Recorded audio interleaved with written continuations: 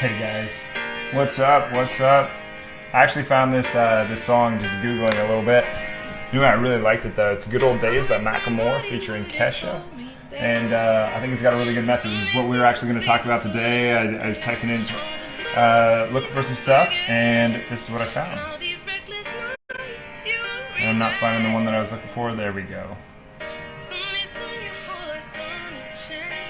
All right, thanks for being here, guys. This is what we're going to get into today, some of the good old days and the realization of the lessons that we can have from them. I know that I like to talk about health, but in terms of exercise, nutrition, mindset, and recovery.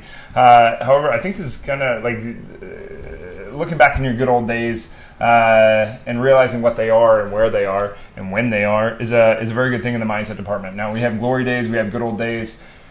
And I hear this all the time when people come into the gym and they say, back when I was your age, what I'd give to be 30 again, or I have to get back to where I was 5 years ago. And these are all, the thing about these is they're all past tense. So we can go past tense or we can go future tense. It doesn't really matter. I remember when I was in college, I really didn't have very much fun while I was in college. Looking back, I think it was a good experience. I'm glad that I went, did a lot of stuff. I don't really have regrets, but I will say that I hated it while I was there. Just speaking from while I was there, I was just like, I hated it. I couldn't wait to be done. And I remember I went to my last final, and so my final test, the last one that what I was going to have to do, and I took the test, and I got done, and I walked out, and I was like, yes, I am done. And in that same exact instance, I realized, oh no, I wasted it. I spent all of this time in that same moment, of like that celebratory moment, like, yes, I'm finally done, was that same kind of almost like, oh my God, that same realization, oh my God, I wasted it because I couldn't wait to be done the entire time that I was there. And that can't wait to be done, I think, is a little bit of an error. Now, we're going to get, there is the process versus product is what this is really going to turn into. But before I get into that, this was something that I wrote. I've held onto this piece of paper since when I first moved up. When I first moved to Minneapolis, this is the first thing that I did after I was done with graduation from college. Is I went up and I moved to Minneapolis, and I had already had a job. People saying that they can't get a job, that's ridiculous. I had a job instead of going to like Cancun for spring break. I went up and I went to basically every gym that I could find that I thought I might want to work at, and I walked in with a resume, and I just dressed nice and I said, "Who's in charge?" And I handed them my resume. And I found the person that was in charge, handed my resume, shook their hand, said I want a job. And I had numerous job offers that next weekend. But I wrote this down. In the middle of the night. This hit me. And I can barely read it but I've held on to this piece of paper for a very long time. I need to rewrite it and put it somewhere. But it was after football was all over. It was after everything was all done. It was a very interesting time. I was moving out into the real world.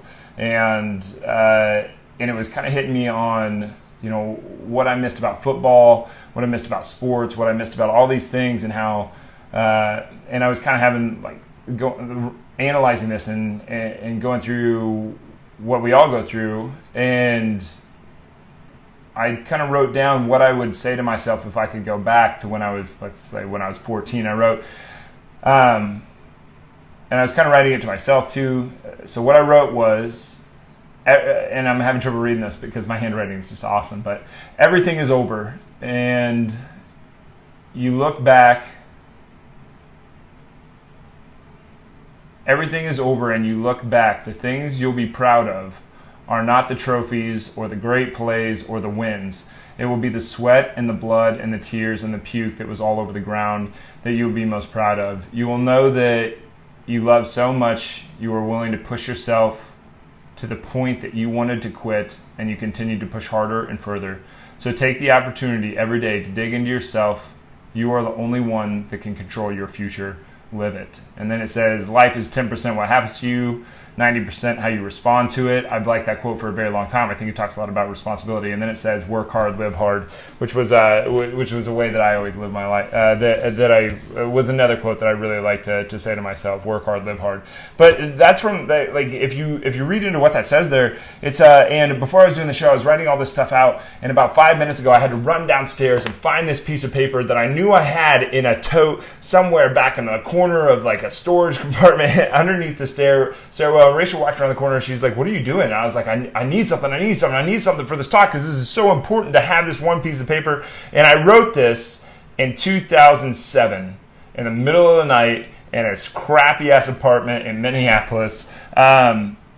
And now it's coming out on the show now. So I don't know if that's called being a pack rat but it's extremely important. The trophies and everything, the things that I think back on, and I think this is maybe you could use this as a metaphor for life or whatever, but I'm not that proud. Like the trophies, I don't give a shit. All the really big plays that I made, yeah, they were cool and everything. What I'm really proud of is the when people told me I couldn't and I still did, when everything was stacked up against me and I still did, all the stuff all the puke and the blood and the sweat and the tears and you might not think that there was a lot of those. There were tons of tears when I played sports because I put everything I had into it, and if it didn't come out that way, it was kind of hard not to. Eventually you learn how to deal with it, but all that stuff, that's the stuff that you end up being proud of. And when you get into this stuff around the product versus process and do you want to just focus on the product or do you want to just focus on the process? I think there's some huge errors that we're making right now. The status quo tries to teach people, and the status quo tries to teach people that, no, you're just supposed to focus on the process, just the process. And Don Quixote was not wrong, but he wasn't right. He wasn't accurate. It's not an either or. It's not like, do you focus on the process or do you focus on the product? You focus on both. You have to do both. It is somewhat about the trophies. I am not proud of the trophies. I am glad that I have the trophies, the medals, the wins, and all that stuff to look back on. I am glad that I won the matches that I won, the games that I won. If I had to look back and think about the ones that I lost, still haunt me. I hate it, but I love to think back on the memories of all the great stuff was just as profound.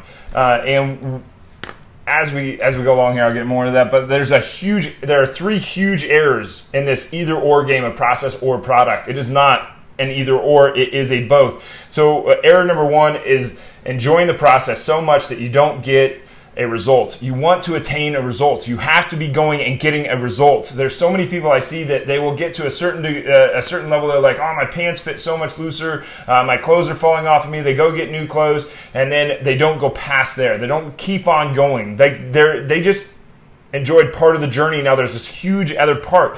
Keep going. It is a huge error to enjoy the process so much so that you don't attain the result that you set out to get. And the second error is not enjoying or realizing the process by which you're going to get there and by which you did get there. You have to enjoy the process. This lifting and being strong and doing all this stuff, it is a process that you must fall in love with because you're going to have to do it for your entire life because you want to be strong to the bitter end.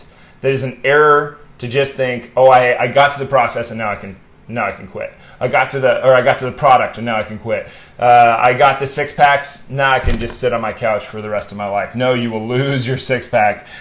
Believe me, I've lost my 6-pack and gained my 8-pack back, and lost my 8-pack and gained my 6-pack, and then lost my 6-pack, gained my 8-pack, lost both of them, and then gotten them back many times. So you have to fall in love with the process, and you have to dig into the product. And then number 3, the thought that there should be a focus on one or the other. No, you need to focus on both. You should not focus just on the process and, I got to dig into the process and just fall in love with the process. Love the grind. Fuck the grind. You should be able to grind it out when you need to grind it out, but it's not meant that it's going to be enjoyable. You're going to be proud of that someday. I almost guarantee you are going to be proud of the grind more than you're proud of the product. But the product will be more enjoyable than the grind was. So it's a huge error to think that one comes before the other, that the product, just because you get the product later doesn't necessarily mean that you're going to just focus on the process first. You have to focus on the product and you have to enjoy do your best to dig into and appreciate and respect and enjoy the process of getting there.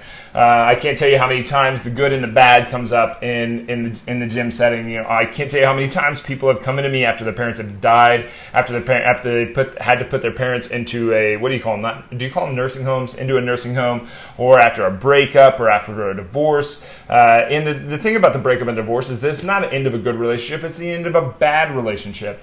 So it's a very, very good thing. But after these things happened, there is a gift at the end of that thing. Just like every error has a lesson, every pain has a gift. The gift of my shoulder is that I know tons of stuff about the shoulder now.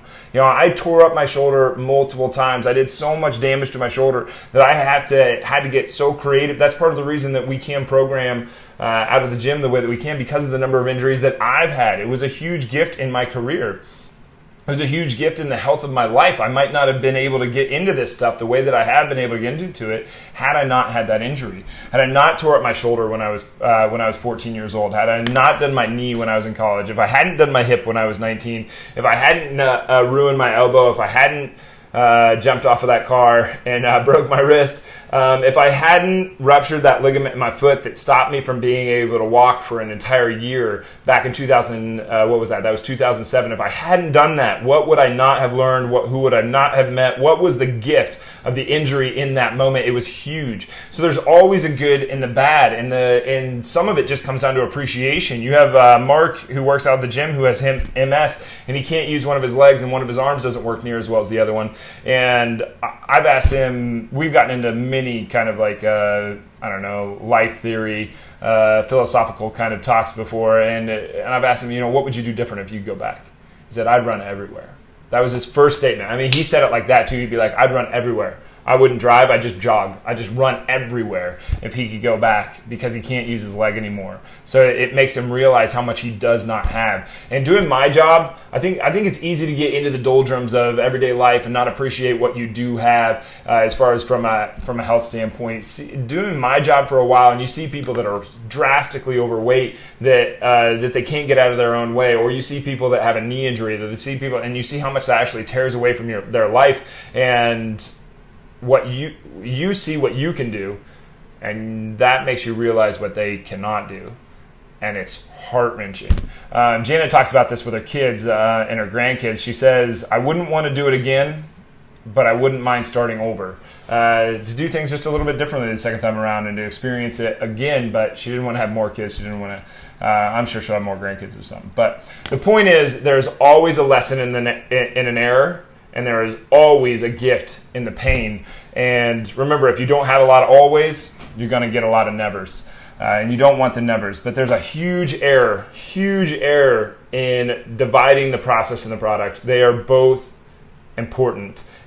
Product is not more important than the process. The process is not more important than the product. You want both. It is not an either or. Don Quixote was not accurate, but he wasn't wrong. The status quo is absolutely wrong about this. It is absolutely wrong about this, that the process is more important than the product. No, it is not. They are even. They need to be treated as even. They need to be focused on not independently, but together. They are symbiotic. You want both. And the point of this whole conversation and everything that I've talked about so far is to realize that the good old days are right now. The good old days are right now, and that's the whole thing. There's a quote from The Office that I'm going to pull it up, and he says, "I wish there was a way to know you're in the good old days before you've actually left them." So realize you are in the good old days right now. This is the best your life will ever be. That's not true. That's not accurate. This is the best that your life is in this moment. That's what I meant to say. So the good old days are right here, right now. This is the process. You need to be focused on a product, but you want to enjoy the process while you're getting there. Anyway, that's what I got for today, guys. I hope you enjoyed it. Please like, comment, share below, and let us know what you think. Also,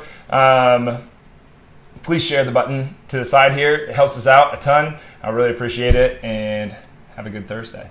We'll see you soon.